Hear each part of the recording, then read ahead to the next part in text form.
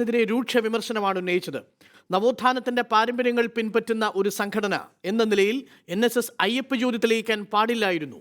NSS നവോത്ഥാന പാരമ്പര്യം പിൻപറ്റുന്ന മന്നത്തു പത്മനാഭന്റെ ശ്രമങ്ങളെങ്കിലും ഓർമ്മിക്കണമായിരുന്നു. മന്നത്തു പത്മനാഭൻ മെരുമക്കത്തായം അടക്കമുള്ള വിഷയങ്ങളിൽ സ്വീകരിച്ച നിലപാടുകൾ നവോത്ഥാന പാരമ്പര്യത്തിന്റെ ഭാഗമായിരുന്നു.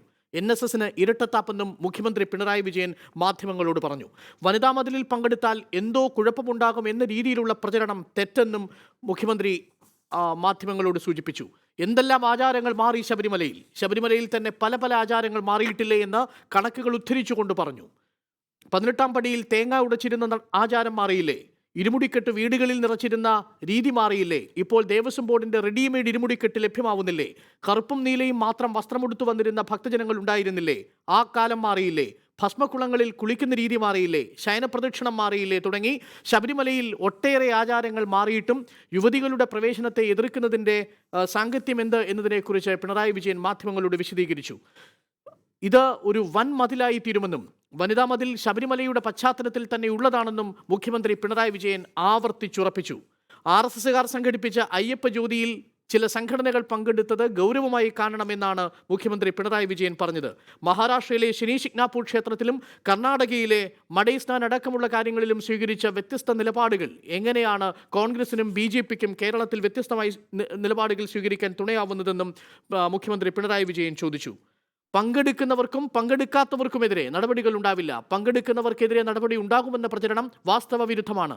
പങ്കെടുക്കാത്തവർക്കെതിരെ സർക്കാർ നടപടി ഉണ്ടാകുമെന്നുള്ളത് പച്ചക്കള്ളമാണെന്നും പിണറായി വിജയൻ മാധ്യമങ്ങളോട് വിശദീകരിച്ചു. വനിതാ മതിൽ വൻമതിലായി തീരും എന്നാണ് പിണറായി വിജയൻ ഇന്ന് മാധ്യമങ്ങളോട് പറഞ്ഞത്. ഒപ്പം തന്നെ പ്രളയാനന്തര പുനർനിർമ്മാണം വൈകുന്നുവെന്ന ആക്ഷേപം പരമാർത്ഥത്തിന് വിരുദ്ധമാണെന്നും അദ്ദേഹം സൂചിപ്പിച്ചു.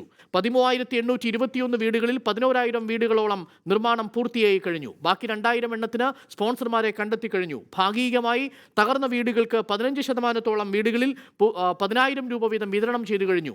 പ്രളയാനന്തര പുനർനിർമ്മാണ പ്രക്രിയ അതിൻ്റെ വഴിയിലാണെന്ന് കണക്കുകൾ ഉദ്ധരിച്ച് മുഖ്യമന്ത്രി പിണറായി വിജയൻ പറഞ്ഞു. ഒപ്പം മലങ്കര യാക്കോബായ പള്ളി തർക്കത്തിന് സമവായം കണ്ടെത്തുക എന്നതാണ് സർക്കാരിൻ്റെ മുന്നിലുള്ളതെന്നും പിണറായി വിജയൻ വിശദീകരിച്ചു. ആവശ്യമെങ്കിൽ യോഗം വിളിക്കുന്നതിനെക്കുറിച്ചും സർക്കാർ ആലോചിക്കുന്നുണ്ടെന്നും അദ്ദേഹം പറഞ്ഞു. മനീതി സംഘത്തിൽപ്പെട്ടയാരും തന്നെ വന്ന് കണ്ടിട്ടില്ലെന്നും അങ്ങനെ പറഞ്ഞിട്ടുണ്ടെങ്കിൽ അത് കള്ളമാണെന്നും പിണറായി വിജയൻ മാധ്യമങ്ങളോട് സൂചിപ്പിച്ചു. NSSനെതിരെ രൂക്ഷ വിമർശനവുമായി മുഖ്യമന്ത്രി പിണറായി വിജയൻ മാധ്യമങ്ങളെ കണ്ടു അല്പസമയം മുമ്പ്.